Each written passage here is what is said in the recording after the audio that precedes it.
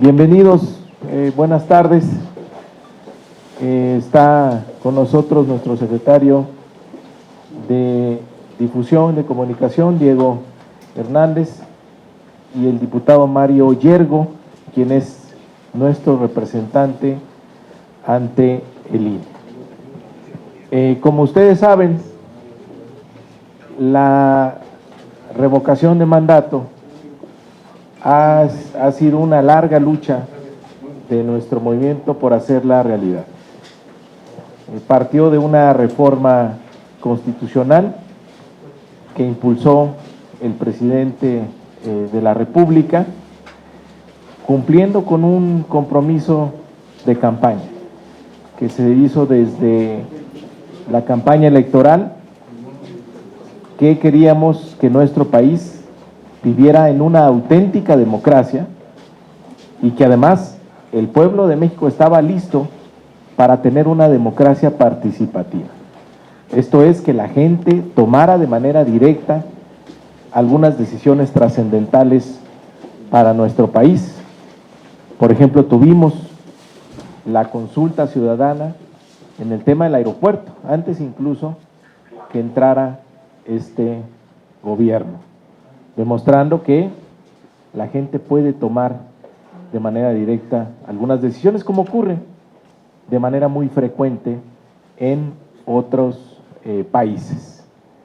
Y también, como parte de esta democracia participativa, es la revocación de mandato, que el presidente cuente siempre con el apoyo del pueblo para gobernar.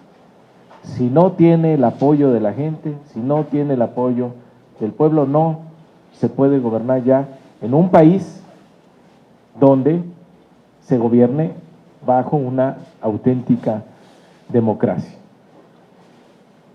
A la derecha no le gusta, a las fuerzas conservadoras, en el fondo no quieren que el pueblo de México se empodere, no quieren que el pueblo de México tenga esta conciencia de que si se organiza puede poner presidentes, como ya ocurrió en julio del 2018, donde vivimos una auténtica revolución pacífica en las urnas. El pueblo de México se organizó y decidió, por la vía legal, pacífica y democrática, que llegara el cambio verdadero a nuestro país. Ahora, con la revocación, es que también pueda quitar al presidente. Es todo el poder al pueblo, para evitar que algún presidente, como en el pasado ocurrió, pudieran ponerse de acuerdo unos cuantos sin afectar a las mayorías. Tuvimos presidentes ladrones, presidentes corruptos, presidentes asesinos, y el pueblo de México no le quedaba más que aguantar los 6 años. Ahora no quieren que quede este precedente, por eso todas las fuerzas conservadoras estuvieron obstaculizando de manera permanente el ejercicio democrático de revocación de mandato, que ya es un derecho constitucional. Y desafortunadamente, la autoridad electoral fue comparsa de la derecha en obstaculizar este ejercicio democrático. Fue contundente el apoyo ciudadano.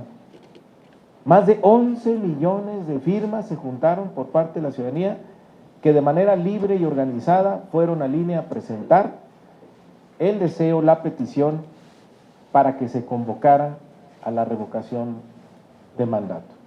Imagínense que la ley establece que se necesitaban 2.800.000 firmas.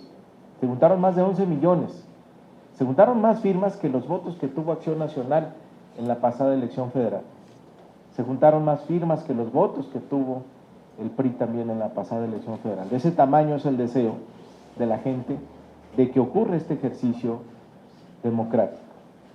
Sin embargo, el INE ha puesto muchos pretextos, el tema del dinero.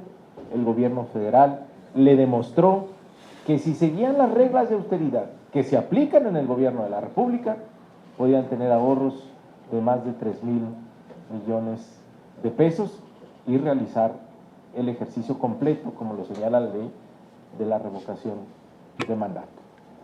El último capítulo que tenemos es lo que ocurrió el viernes pasado en la sesión del Consejo General del Instituto Nacional Electoral, en donde por fin se emitió la convocatoria y el INE definió el alcance que tendrá en el número de casillas este ejercicio democrático. Y resulta que ante la Suprema Corte de Justicia de la Nación, el INE dijo que tenía para este ejercicio 2.091 millones de pesos. Fue ante la Corte, le dijo: Corte, solo tengo 2.091 millones de pesos, no quiero tener responsabilidad si no instalo el 100% de las casillas, que es lo que marca la ley. Y la Corte les dice: está bien, no vas a tener responsabilidad de no instalar todas las casillas porque solo tienes 2.091 millones de pesos y dices que con eso no te alcanza. Pues de jueves a viernes, que fue la sesión del Consejo General, pues se les extraviaron al INE cerca de 500 millones de pesos, porque ahora en su sesión que tuvieron, en lugar de presupuestar los 2.091 millones de pesos, ahora resulta que a Chuchita la bolsearon y tiene nada más 1.566 millones.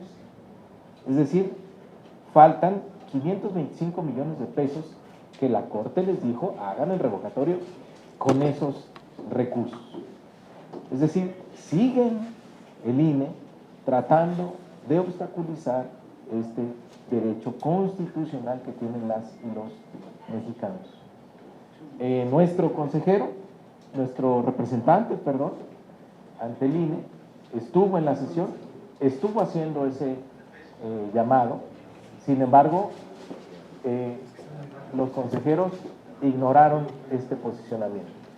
Y aquí el cuestionamiento: o le están mintiendo los del INE a la Suprema Corte de Justicia de la Nación, o le están mintiendo al pueblo de México, porque dijeron que tenían 2.091 millones de pesos y ahora resulta que tienen nada más 1.566 millones. ¿En dónde están los 525 millones de pesos faltantes? Es el cuestionamiento que tenemos como partido. Quiero pedirle a nuestro representante ante la autoridad electoral que haga algunos detalles sobre este pronunciamiento. Muchas gracias, presidente, compañeros de los medios de comunicación. Como bien lo ha externado nuestro dirigente nacional, el licenciado Mario Delgado, efectivamente el pasado jueves 3 de febrero, en una entrevista radiofónica, el consejero Ciro Murayama afirmaba que el Instituto Nacional Electoral solo contaba con alrededor de 1.567 millones de pesos. Voy a pedir aquí a quienes nos están ayudando en la parte técnica si podemos transmitir esa entrevista de Ciro Murayama un día antes de la sesión de Consejo General del INE celebrada el pasado viernes. El dinero que el INE liberó con economías propias de sus recursos que estaban en principio destinados a otros fines, y logramos 1.567 millones. Bueno, nosotros traíamos otros datos de documentos oficiales, hicimos esa observación y ese planteamiento al día siguiente en la sesión de Consejo General del Instituto Nacional Electoral. Y como antecedente, les quiero compartir a los medios de comunicación y a la opinión pública, nosotros presentamos un recurso de apelación en contra de ese acuerdo donde el propio Instituto Nacional Electoral consignaba tener 2.091 millones de pesos ante la Sala Superior del Tribunal Electoral del Poder Judicial de la Federación, y en la propia Sala Superior, en ese resolutivo, da cuenta de que el INE tiene únicamente 2.091 millones de pesos. Aquí está el resolutivo, aquí está la tabla. De todas maneras, les vamos a hacer entrega de cada uno de los resolutivos, tanto de la Sala Superior como de la propia Suprema Corte de Justicia de la Nación. El siguiente dato es el resolutivo de la Suprema Corte de Justicia de la Nación, que ante el recurso de controversia constitucional que presentó el propio Instituto Nacional Electoral, el ministro de la Suprema Corte de Justicia, a página 11, último párrafo, y página 12, primer párrafo, da cuenta de que el Instituto Nacional Electoral afirma, no lo dice Morena, ese es un recurso que presenta el Instituto Nacional Electoral, con información de ellos mismos, y el resolutivo de la Suprema Corte de Justicia de la Nación establece que el propio instituto afirma tener solamente 2,091 millones de pesos. Y por si eso fuese poco, ante el incidente de inejecución de sentencia promovido también por el propio Instituto Nacional Electoral y que fue resuelto el mismo viernes 4 de febrero, el propio resolutivo refiere la resolución de la Suprema Corte de Justicia de la Nación, en donde también se afirma que el Instituto Nacional Electoral cuenta con 2,091 millones de pesos. Y aquí están los documentos legales. Morena no está haciendo ninguna tablita, ninguna inferencia, ni ninguna cuestión aritmética. Esta es la verdad jurídica consignada por los tribunales, tanto por la Sala Superior del Tribunal Electoral del Poder Judicial de la Federación, como el propio resolutivo de la Suprema Corte de Justicia de la Nación. Y retomando las palabras de nuestro dirigente Mario Delgado Carrillo, ¿quién le está mintiendo al pueblo de México? ¿Quién le está mintiendo a la Sala Superior del Tribunal Electoral del Poder Judicial de la Federación? Y lo más grave, ¿quién le mintió a la Suprema Corte de Justicia de la Nación? Porque el resolutivo es muy claro, en el sentido de que fue el propio Instituto Nacional Electoral que promovió la controversia constitucional. Es información de ellos mismos, no es información de Morena.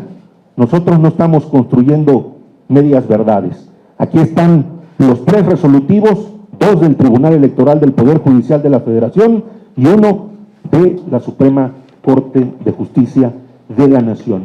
Nos quedan a deber casillas. Si aplican los más de 524 millones de pesos, que no sé dónde están o por qué los oculta el Instituto Nacional Electoral, estamos hablando de que con ese recurso se puedan instalar alrededor de 27,000 casillas, junto con las 57,000 que ellos aprobaron, más de 82,000 casillas. Muchas gracias, presidente. Muchas gracias, diputado. Ahora va a hacer un exhorto al Consejo General del INE, nuestro secretario Diego Hernández. Sí, bueno, buenas tardes a todas, a todos. Más allá del tema de que el INE está violando flagrantemente la ley secundaria que se aprobó en el Senado y en la Cámara de Diputados, donde establece muy claro que para este ejercicio revocatorio tendrían que instalarse por lo menos la misma cantidad de casillas que se instalaron en el proceso electoral en el que fue electo el presidente que se le someterá a la revocación. Esto implicaría que se tendrían que instalar por lo menos 158,000 casillas en todo el país. Ya con la resolución de la Suprema Corte y con los propios datos que acaba de mostrar Mario Yergo, pues es muy claro que pues al INE tiene que cumplir su deber en este sentido. Entonces los estamos exhortando a todas las consejeras y consejeros del Instituto Nacional Electoral a que cumplan con este mandato que da la propia Suprema Corte de Justicia y que incrementen por lo menos las 27,000 casillas que implicaría con el recurso de estos 500, un poco más de 500 millones de pesos que pues nadie sabe en dónde quedar, ¿no? Entonces, exhortarles a que actúen de forma responsable, a que garanticen que este ejercicio, que es histórico, es la primera vez en la historia del país que vamos a tener un ejercicio como este tipo, y que por lo menos den unas condiciones mínimas para que la ciudadanía pueda participar.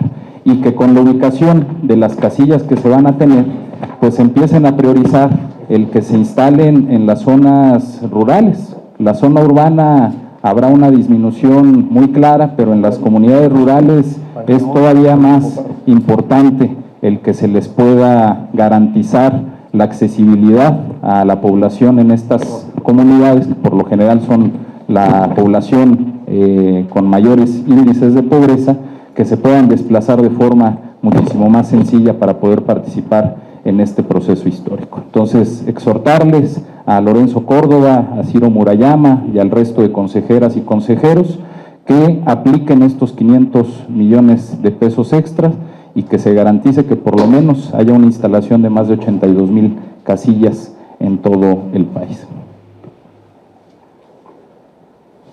Gracias, Diego. Pues mire, aquí está la resolución de la Suprema Corte de Justicia. Página 11, último párrafo. En ejercicio de esa autonomía presupuestaria, el Instituto Nacional Electoral programó para la realización de la revocación de mandato la cantidad de 3,830,448 millones de pesos. Monto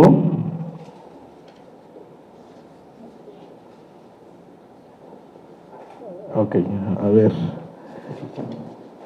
de los cuales, perdón, entonces medio cegatón, 3,830 millones de pesos más o menos, de los cuales afirma tener solamente 2,091 millones de pesos. Monto, este último, que ha resultado después de los ajustes presupuestales que se le ordenó realizar. O sea, le pide que haga el revocatorio de la Suprema Corte con los 2,091 millones de pesos y lo están haciendo con una cantidad menor, donde quedaron los 525 millones de pesos. Es el cuestionamiento al Consejo del INE.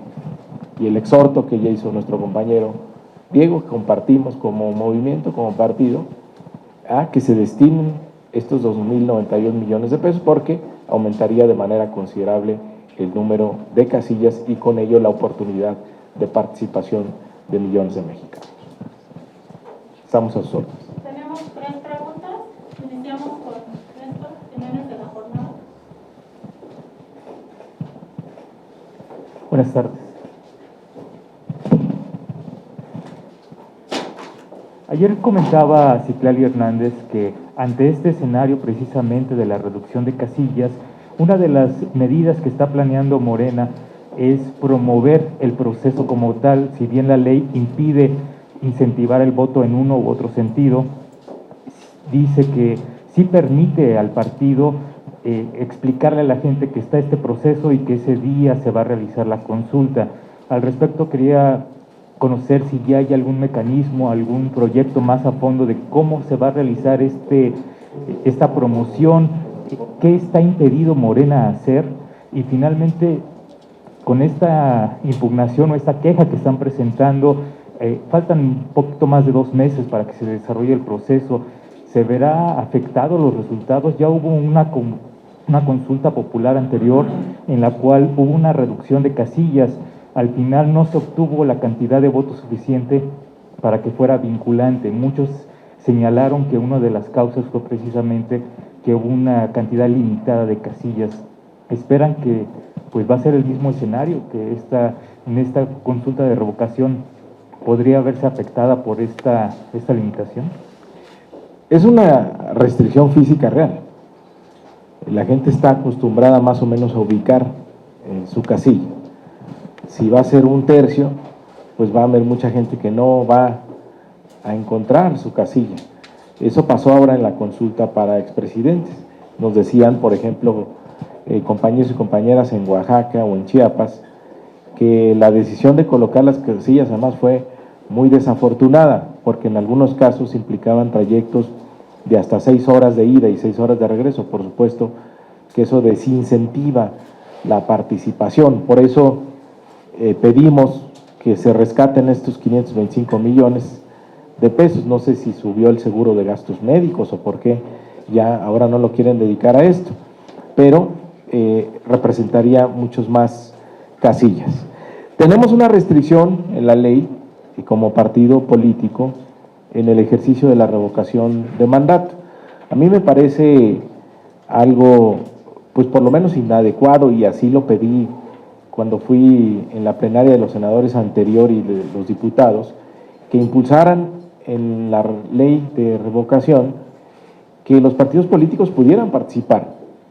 Sí, porque hay un partido que está en el poder y hay partidos de oposición. En un ejercicio de revocación se trata de que cada quien diga sus argumentos, por qué el gobierno se quiere quedar y por qué la oposición no quiere que se quede.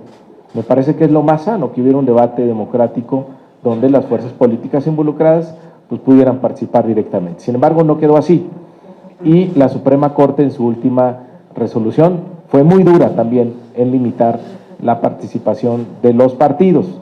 ¿A qué se reduce la posibilidad de Morena en términos de comunicación, organización? Pues simplemente a informarle a la gente que tiene este derecho y que habrá este ejercicio el próximo 10 de abril. Pero no podemos pronunciarnos en ningún sentido, ni a favor ni en contra, simplemente pues que la gente se entere que tendrá esta oportunidad de ejercer por primera vez en la historia el derecho constitucional a la revocación de mandato. Con la reducción de casillas está condenado el proceso a que no se tenga la participación suficiente para que sea vinculante. Nuestra meta siempre fue, como movimiento, no como partido, por la restricción que tenemos, nosotros ¿qué quisiéramos? Que se dejara el precedente histórico que fuera vinculante. Por eso estábamos empeñados en que, bueno, seguimos empeñados en que la gente se entere, porque sabes que si la gente tiene la información va a salir a ejercer su derecho, pero evidentemente con un tercio de las casillas, tener un 40% de participación, sí es un reto muy, muy ambicioso. Pero confiamos en que la gente va a salir, va a participar. La gente está muy entusiasmada con lo que está pasando en México, con esta transformación, y sin duda quiere que esta transformación siga adelante. Lo que hay que hacer es la conciencia de que existe este nuevo derecho, que la gente se apropie este derecho, y en este cambio de mentalidad que estamos nosotros impulsando como movimiento, en este despertar del pueblo de México, que la gente salga de manera masiva a decidir sobre este importante asunto, que siga la transformación. Por último, quería preguntarte si afectará en este proceso la división que se ha notado dentro de Morena en las últimas semanas, y también, independientemente de este proceso de revocación, conocer la postura que tiene la dirigencia acerca pues de todos estos expresiones de reclamo, de rechazo que ha habido en las últimas 2 semanas, los 2 fines consecutivos. Has tenido que afrontar duras críticas, incluso pues otras muestras de expresión en contra tuya en lo particular en distintos estados. ¿Cuál es la posición que se tiene de Morena ante estos hechos? Y finalmente esta división podría afectar no solo el proceso de consulta de revocación, sino incluso las elecciones que están en puerta. Morena es un movimiento plural y esa pluralidad, lejos de representar una debilidad, al contrario, es nuestra fortaleza. Porque plural es el pueblo de México. ¿Qué es lo que nos debe unir? ¿Qué es lo que nos une en Morena? El deseo de que nuestro país consolide la cuarta transformación. Nos unen los principios de no mentir, de no robar y no traicionar. Entonces, quienes coincidan en esos principios, quienes coincidan en esos valores y en el proyecto que encabeza nuestro presidente, eso es Morena. Puede haber críticas al interior, eso no nos incomoda, siempre que esa crítica vaya hacia construir, hacia fortalecer a nuestro movimiento. Una crítica que destruya, pues solamente le sirve a los conservadores, le sirve a la oposición, que están moralmente derrotados y ellos quisieran la división en Morena para tener una oportunidad. Y estoy seguro que los militantes y simpatizantes conscientes del momento histórico que vive nuestro país no le van a dar el gusto a la derecha de dividirnos.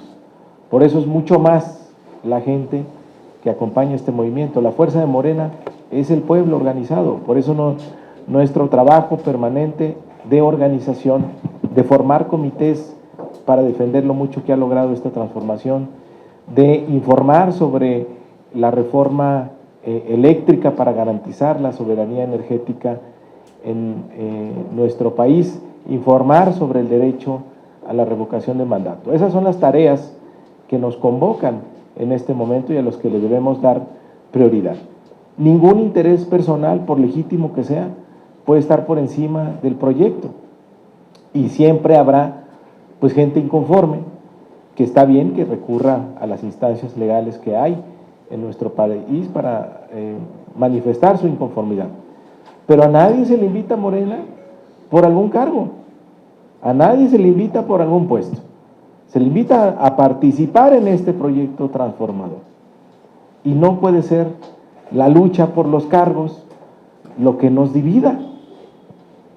Eso es secundario. Esas son pues tareas que a veces a algunos les toca encabezar, otros no, y somos muy estrictos en que la gente tome las decisiones, que se respeten las encuestas para definir quién encabeza los distintos proyectos.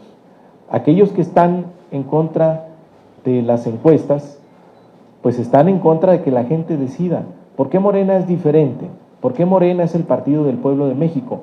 Porque aquí la gente manda, aquí la gente decide. Entonces, la encuesta no nada más es un mecanismo para seleccionar candidatos, es algo mucho más profundo que tiene que ver con la filosofía de nuestro movimiento. Si no es el pueblo quien decide a través de las encuestas, entonces ¿quién decide? ¿El amiguismo? ¿El influyentismo? ¿El nepotismo? ¿El sectarismo? No. Esas son las lacras de la política que terminaron con los otros partidos, que tiene en el suelo a la oposición, derrotada. Por eso no vamos a caer nosotros nunca en esa tentación. Vamos a ser siempre respetuosos de los estatutos, del diseño del movimiento que hizo el hoy presidente Andrés Manuel López Obrador, para que este sí, siempre sea un instrumento de lucha y movilización del pueblo de México. Continuamos con Alberto Valiente del Financiero. ¿Qué tal? Muy buenos días, Mario. Preguntarte ya encarregados con este tema, ¿estarías dispuesto a hacer una renovación de este comité de Morena, Comité Nacional de Morena, o no es un tema a tratar? No, por supuesto que sí, nada más que tenemos que cumplir ciertos requisitos. Por ejemplo, el hecho de que no tenemos un padrón. Nosotros mismos convocamos a la renovación del padrón hace algunos meses y algunos grupos que pensaban que el padrón era patrimonio de grupos, pues bloquearon la posibilidad de reafiliación y reorganización de nuestro padrón. Pero es una tarea que tendremos que hacer tarde o temprano para poder iniciar un proceso de asambleas desde abajo para poder hacer la renovación que marcan nuestros estatutos. También sí estaría dispuesta a renovar el comité en caso de ser necesario. Yo he convocado a ello, yo convoqué a este proceso de refiliación, por cierto, que fue una convocatoria que respaldaron todos nuestros gobernadores, la presidenta del Consejo, algunos, el Comité Ejecutivo Nacional y algunos actores muy relevantes en nuestro movimiento, porque sabíamos de la urgencia de iniciar este proceso de renovación. Sin embargo, fueron pues algunos grupos que tienen algún interés particular quienes se empeñaron en que esto no avanzara. Entonces, ahora estamos concentrados en el tema de la reforma eléctrica, en el tema de informar a la gente sobre la democracia participativa y, por supuesto, en el proceso electoral de 6 entidades. Una vez pasando eso, exploraremos las rutas que tenemos para esa renovación. Justamente en el tema de las elecciones que se vienen ya a mediados de año, preguntarte, hoy el Financiero saca unas encuestas sobre estas elecciones, le da la ventaja en 2 estados a Morena, 2 a la oposición y 2 en empate estadístico. ¿Qué opinas de esto y qué va a pasar en estos 4 estados donde Morena todavía no tiene pues una diferencia clara? Va apenas a arrancar, se cierra la precampaña este jueves en las 6 entidades, este 10 de febrero, se terminan las precampañas, entramos al periodo de intercampaña para arrancar a principios de abril ya las campañas. Nosotros estamos trabajando, estamos optimistas de que podemos ganar las 6 gobernaturas. Algunas encuestas dirán una cosa, otras dirán otra. Nosotros estamos concentrados en organizar a la gente y te adelanto que hay un ánimo inmejorable en las 6 entidades. Ya visité las 6, algunas hasta en 2 ocasiones, y más allá de estas provocaciones que hacen algunos que realmente no son militantes, nos los manda ya a la derecha como un mecanismo para presentar a Morena como un partido dividido. No, te vas con la gente, eso es lo que cuenta. Y la gente tiene un gran ánimo, un gran deseo de que triunfe nuestro movimiento. Y la última pregunta es de Andrea Velázquez. Buenas tardes, Mario. El fin de semana se llevó esta convención nacional de Morena. Ahí reunió a funcionarios y funcionarias, a la senadora y quería... ¿Aquí estoy? Okay. Y pues ahí plantearon una serie de cosas. La primera es, en el caso de Irmeréndira Sandoval, dice que en el partido podría infiltrarse el neoliberalismo. Y Paco Ignacio Taibo II pide un partido que no sea burocrático, aburrido y tedioso, el cual todos los días parece leerle la cartilla al INE. ¿Qué autocrítica haces, Mario? ¿Se van a escuchar estas voces? ¿Se van a reunir con ellos? ¿Qué sigue después de tú, hace unos momentos, decirles que siempre habrá inconformes, pero no se le invita a nadie por un cargo? Ellos no estaban en un cargo. Ellos, en el caso de Paco Ignacio Taibo II, es funcionario. En el caso de Irmeréndira Sandoval, es una exfuncionaria que la invitó el presidente Andrés Manuel López Obrador. ¿Qué autocrítica haces al partido y qué sigue después de hacerlo? Bienvenida, la autocrítica no nos incomoda. Nosotros justamente nos dedicamos a escuchar a la militancia.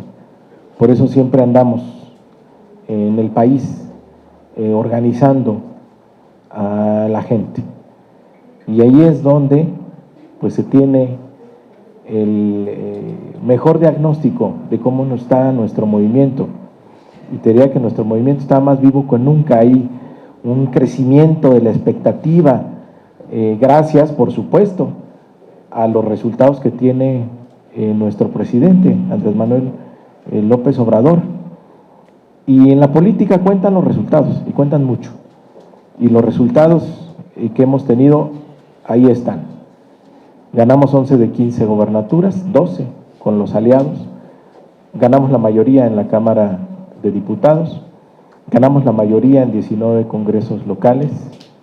Y ganamos un 70% más de municipios que los de 2018. Y de una vez, si le quieren anotar, anoten otras 6 gobernaturas en este 2022. ¿Cuál es la autocrítica, Mario?